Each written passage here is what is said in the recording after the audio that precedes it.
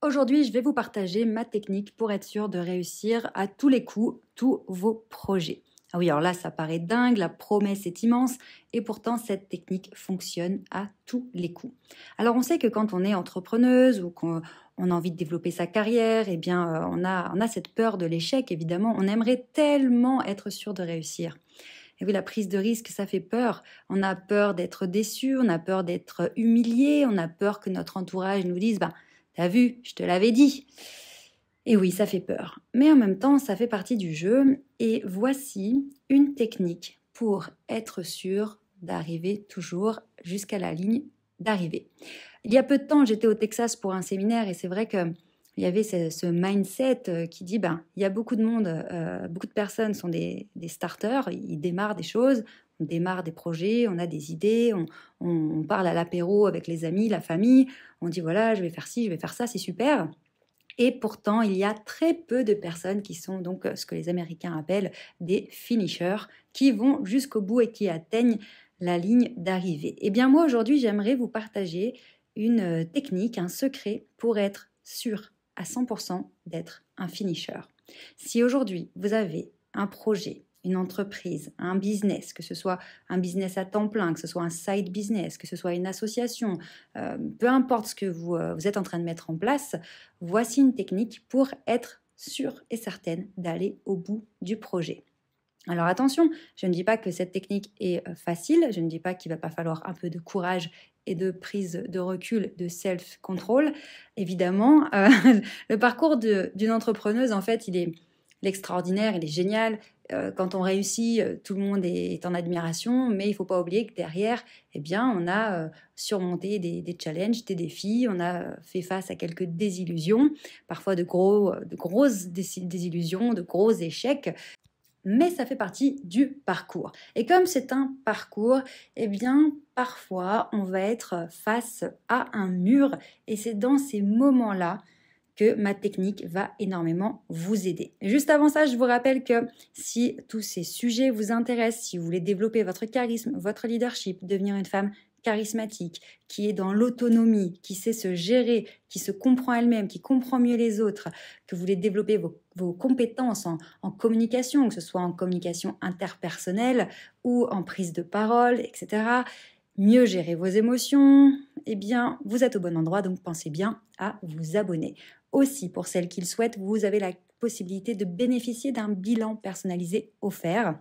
C'est un rendez-vous téléphonique avec un membre de mon équipe pour faire le point sur votre situation, sur votre projet, voir ce qui vous bloque, ce qui vous freine et mettre en place un plan d'action pour vous aider à avancer. Et donc, pour prendre rendez-vous, il suffit de cliquer sur le lien à proximité de ce contenu. Donc cette fameuse technique, quand on est face au mur, eh bien le premier réflexe qu'on a, c'est de baisser les bras et de se dire ben c'est foutu, je peux pas, ça marche pas, je peux pas. Ok.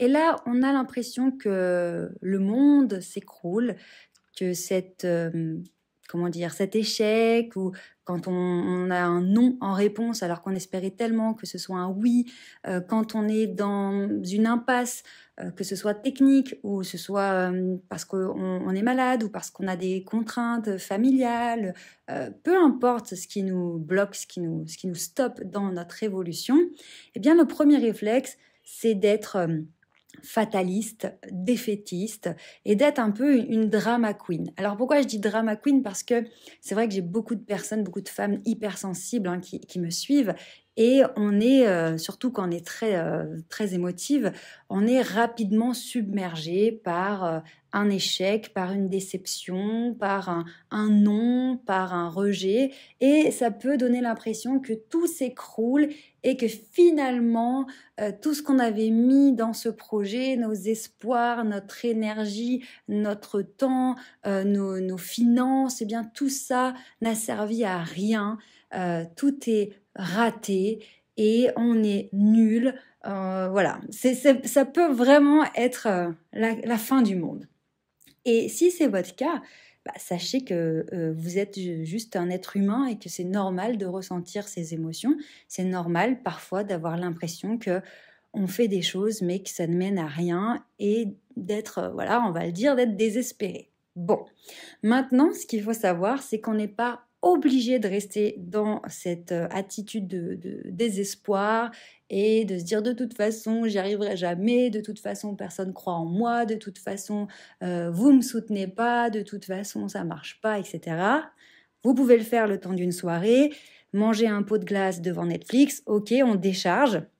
Mais après, et c'est là vraiment que ça va faire la différence, eh bien, c'est qu'on va non pas rester face au mur, on va prendre du recul et on va se dire, ok, je suis face à un obstacle, je n'avais pas prévu d'avoir cet obstacle, j'avais prévu dans mon plan que cette façon de faire fonctionnerait. Je pensais qu'en faisant ça, ça allait marcher. Bon, la réalité me montre que non, ce plan initial ne fonctionne pas. Eh bien, on va prendre quelques pas de recul et on va se dire comment je pourrais faire pour atteindre mon objectif, mais en faisant différemment. Et alors là, évidemment, je sais ce que vous pensez. Vous dites, bah oui, enfin, excuse-moi, t'as pas inventé l'eau chaude. Bien sûr que si ça fonctionne pas, on va chercher une autre solution. Mais si on est honnête, vraiment, on sait que quand on est au pied du mur, on n'arrive pas à prendre ce recul. Parce que ça demande une certaine maturité, ça demande un certain self-control, ça demande une certaine dose de confiance en soi. C'est ce que j'appelle moi le socle interne, ce travail sur l'intériorité qu'on fait dans la méthode STER que j'ai créée. Lorsqu'on a un socle interne qui est bien solide, on peut s'appuyer dessus, on peut rebondir sur notre socle interne, se dire « Ok, ça n'a pas fonctionné de cette façon, j'ai beaucoup investi, j'ai perdu beaucoup de temps, beaucoup d'énergie, j'ai le sentiment d'avoir été trahi peut-être par certaines personnes, mais parce que j'ai cette solidité intérieure, cette sécurité intérieure, j'arrive à rebondir dessus pour faire différemment et passer au-delà de cet obstacle malgré tout. Parce que dans la réalité, on se fait tellement submerger par nos émotions, on a nos peurs qui viennent nous contrôler et finalement, on n'arrive pas à avoir cette prise de recul. Donc mon conseil aujourd'hui, c'est de vous dire, ok, je vais me comporter en femme d'affaires, je vais me comporter en adulte, je vais faire preuve de maturité, je vais faire preuve de sagesse et je vais m'autoriser à rester cool et à me dire, ok, je suis capitaine du navire, certes, ça part dans tous les sens, mais je vais redresser la barre. Alors, peut-être que d'autres personnes autour de vous seront paniquées et vont vous dire « Mais comment ça? Mais comment tu vas faire? Mais c'est foutu, mais c'est trop tard !»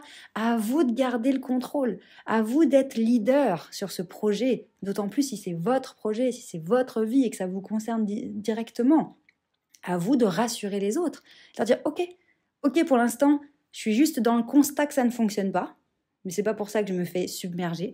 Je constate froidement que ça ne fonctionne pas, je reste dans l'analyse. Pourquoi? Parce que quand je bascule dans l'émotionnel, je ne suis plus capable de comprendre ce qu'il se passe. Je ne suis plus capable d'analyser les chiffres.